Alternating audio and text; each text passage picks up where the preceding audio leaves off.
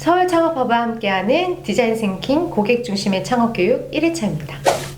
안녕하세요. 디자인 싱킹으로 창업하기 전 과정을 시작하기에 앞서서 우리 주 강사님들 모시고 디자인 싱킹에 대해서 전반적인 개요와 그리고 강사님들의 견해를 들어보는 시간을 먼저 준비해 보았습니다. 전체 과정을 학습하기에 앞서서 개요를 이해하시고 조금 더 디자인 싱킹에 대해서 궁금한 마음을 좀 더 많이 가지실 수 있는 시간이 되기를 바라겠습니다. 네, 그럼 먼저 질문을 드려보겠습니다.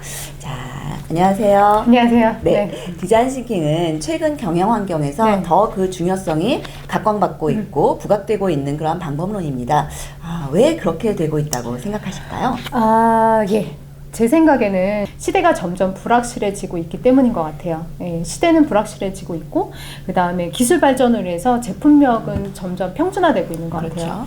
그러면 이제 고객 니즈들이 더 세분화될 수밖에 없는 거죠.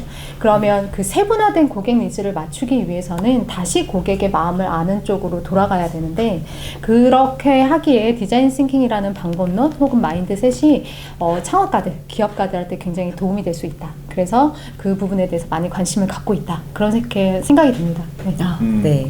고객의 마음이라는 이야기가 저에게는 굉장히 많이 와닿았습니다. 사실상 나도 모르는 게 내 마음이잖아요. 그쵸, 네. 그런데 그 마음을 이해하기 위해서 우리가 많이 노력할 수 있는 그런 방법론이다라고 하는 그런 이야기고요. 네. 그리고 말씀 주신 것 중에서 불확실성의 시대라고 하는 것이 요즘 우리들에게 뷰카라는 그런 단어로 많이 알려져 있잖아요. 그 말씀도 굉장히 인상적이었습니다. 네, 고맙습니다. 창업 과정은 굉장히 길고 어려운 과정이기도 하죠. 그런데 그 과정에서 디자인 싱킹을 적용해 본다라고 하는 것은 분명히 그만큼 우리에게 큰 성과를 가져다 줄 거라고 생각을 해요. 그렇다면 그 디자인 싱킹을 적용하는 데 있어서 좀 주의해야 할 점이 있다면 어떤 걸까요? 네, 디자인 싱킹은 문제를 해결하기 위한 방법론이자 마인드셋 개념이라고 생각을 합니다. 이게 그 디자인 싱킹 프로세스를 이렇게 처음부터 진행을 하다 보면 사실 모호하기 시작을 해요. 모호하기 시작을 하면서 나중에는 명확해지는 과정이기는 한데 그 모호함을 이겨내지 못하는 경우가 많아요. 그래서 그 모호함을 이겨내기 위해서 그 어떤 마인드셋, 마음가짐이 필요한 거고 또 그런 모호함 때문에 다시 검증을 하는 경우가 생겨요. 다시 앞 단계로 돌아가는 경우가 생기는 거죠. 그 과정도 이겨내야 됩니다. 사실 전 단계로 돌아가게 되면은 사람들이 지루해지고 하기 싫어지고 하는 마음이 생기는데 그런 거를 극복해야 된다는 거죠. 또 하나 중요한 거는 디자인 싱킹은 고객 중심으로 생각을 하고 고객 중심으로 사고방식을 전환하는 개념이기도 하다 보니 고객의 문제를 파악하기 위해서 고객이 실제 내가 대어보기도 하고 공감도 해봐야 됩니다. 그런데 고객은 자기 문제를 그 명시적으로 명문화해서 이야기를 해주질 않죠. 그러다 보니 고객의 문제를 파악하기 위해서 좀 더 들여다보고 알아내려고 하고 그런 자세가 필요하다라고 말씀드릴 수가 있습니다. 네, 모호함 얘기해 주셨는데 실제로 디자인 싱킹 워크숍을 진행하다 보면 모호하다라는 것 때문에 되게 많이 어려워하세요. 근데 계속 불안해하시고 내가 과정 가운데서 잘하고 있는 건가? 계속 뭔가 답을 찾는 것 같은데 이게 답이 아닌 것 같기도 하고 막 이렇거든요. 그렇죠. 네, 그래서 그런 모호함들을 이겨내시는 거 스스로 간대하게 이런 것들이 좀 필요합니다. 네, 맞습니다. 정말 혹시 네.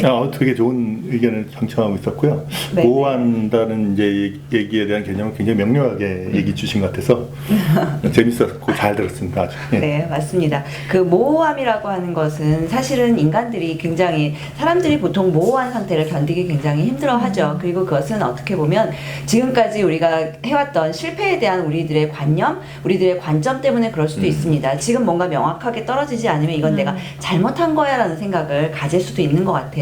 물론 저도 지금도 매우 그렇게 생각을 하고 있고요. 하지만 그거를 이겨내야 된다는 것, 그리고 고객의 관점에서 그리고 고객의 니즈를 내가 해석해야 된다라고 하는 그런 이야기였던 것 같아요. 네, 고맙습니다. 자, 그러면 이번에는 질문 드려볼게요. 네, 저희가 디자인 싱킹에 대해서 이야기를 하는 것 말고도 린 스타트업이라고 하는 방법론, 즉 스티브 블랭크의 영향을 받아서 에릭 리스가 수립한 방법론에 대해서도 이야기를 나누게 됩니다. 이 린 스타트업이 방법론을 창업가들에게 권하는 이유가 있다면 뭐라고 생각하세요?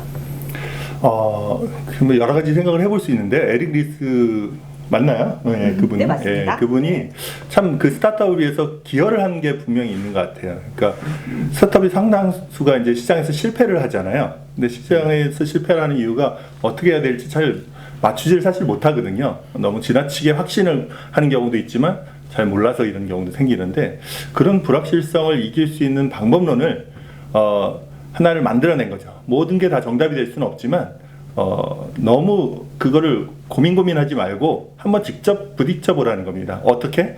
세 가지 어떤 동사를 써서 표현을 하더라고요. build, 만들어 보라는 거죠. 생각을 구상하는 거를 머릿속에 이제 뭉게뭉게 있잖아요. 그걸 좀 명료하게 정리를 해서 한번 만들어 보고, 제품을 이제 시제품이라고 표현을 하는데, 이제 프로토타입에서 시작을 해서 점점 발전하겠죠. 그렇게 해서 빠르게 만들어서 그 다음에 measure 하라는 겁니다. 만든 걸 갖다가 측정을 해봐야 되는 거예요. 그죠? 고객들이 어떻게 생각하는지 수치적인 데이터로 정량적으로 나올수록 좋겠죠. 그 다음에 나왔던 데이터를 가지고 어떤 피드백이 있는지를 성찰해보는, 배우는 시간, 런이 있는 겁니다. 그래서 build, measure, run이 계속 빠르게 반복할 때 그런 불확실성을 극복할 수 있다라는 하나의 대안으로서 린 스타트업의 가치가 있는 것 같습니다. 네. 네. 네, 린 스타트업에 대해서 우리가 이야기를 하면서 빼놓을 수 없는 것은 바로 데이터, 측정, 학습이라고 하는 것들이죠. 실제로 디자인 싱킹이 다소 정성적인 접근으로 고객의 니즈를 깊게 이해하는 과정을 거친다면 그것을 통해서 얻게 된 자신의 해석이나 통찰을 구현하는 데 있어서, 그리고 그것이 정말 맞는지 확인해 보는 데 있어서는 이런 데이터를 통한 측정과 분석이라고 하는 방법론이 매우 중요하다라는 그런 생각이 들었습니다. 네, 감사합니다. 자, 그러면 이번에는요, 공통 질문을 한번 드려보겠습니다. 사실 저희가 디자인 싱킹의 매력에 매료되어서 함께 하게 된 그런 계기도 있지 않습니까? 디자인 싱킹이라는 방법론이 매우 매력적이라고 생각이 되어지는데, 개인적으로 디자인 싱킹에서 가장 마음에 드는 부분이 있다면 어떤 것일지 혹시 한 분씩 좀 답을 여쭤보도록 하겠습니다. 먼저 부탁드려도 될까요? 패스해도 되나요? 제가 먼저 할까요? 안 됩니다. 네네, 네, 알겠습니다. 먼저 해주세요. 알겠습니다. 예. 근데 디자인 싱킹의 매력이라고 하면요, 다른 방법론들은 이렇게 딱 옴짝달싹 못한다는 표현을 써요. 문제 해결 방법이라는 게 딱 프로세스가 정형화돼 있고, 요 툴을 딱딱 써가지고 결과가 이렇게 딱 이렇게 막 네모 무 자르듯이 이렇게 딱 나와요. 무는 네모가 아니지만 이렇게 딱 잘라서 나오게 돼 있어요. 근데 디자인 싱킹은 좀 차이점이 있는 게 여유가 있는 것 같아요. 자기를 좀 돌아보게 하고, 제가 가장 좋아하는 단어는 문제를 정의하는 단계에서 공감을 하고 문제를 정의하는 단계가 이제 나오거든요.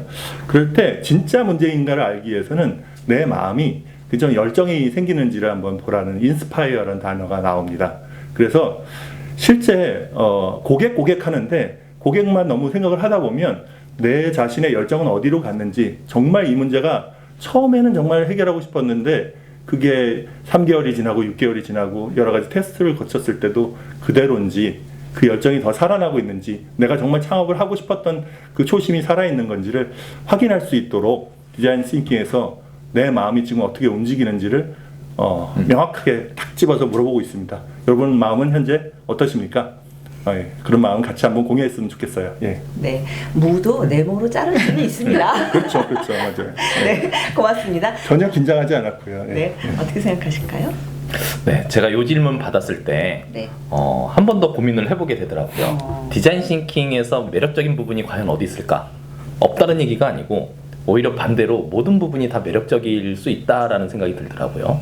방금 말씀하셨듯이 고객에 대해서 정말 그러니까 파악을 할 용의가 있느냐, 마음가짐이 있느냐, 뭐 이런 그 마인드셋 개념도 하나의 매력적인 포인트라고 할 수 있고, 제가 꼽고자 하는 거는 협력적인 부분을 얘기하고 싶어요.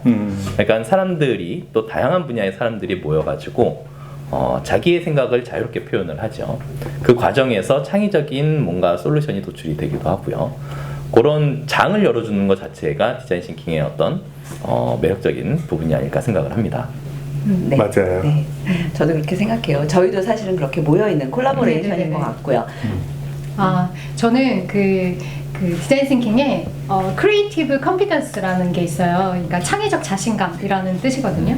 근데 그렇게 얘기합니다. 모든 사람은 창의적이다. 그런 부분들에 대해서 자신감을 가져라 라는 얘기예요. 근데 사실 디자인 싱킹 워크숍을 진행하거나 교육을 진행하면 약간 주눅 들어 있으세요. 예. 그게 이제 내 답이 내가 생각한 게 창의적일까? 다른 사람도 똑같은 생각을 하는 게 아닐까? 기존에 있던 답일까? 뭐 이런 것들. 그런데 그거는 계속 비교하기 때문인 것 같아요. 근데 그렇게 하지 마시고 좀 내가 생각했으면 사실 나만의 것이 나오거든요. 똑같은 아이디어라고 하더라도. 그래서 내가 생각한 나의 아이디어, 나만의 생각 그런 것들이 창의적이다.